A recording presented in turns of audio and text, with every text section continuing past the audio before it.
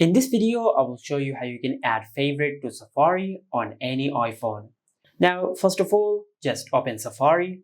Then in the search bar, just search the website which you want to add to your favorite. For an example, I will search this website. Now just open the website. And after you open the website, then tap on the share button. From here, just scroll down and select add to favorite.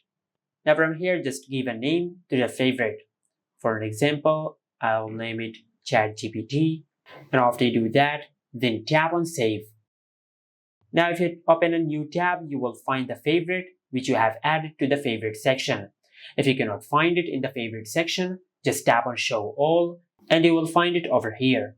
Now if you want to remove a favorite from your favorite list, first of all, just open a new tab, then tap on the bookmark icon. Now from here, just tap and hold on the favorite which you want to remove.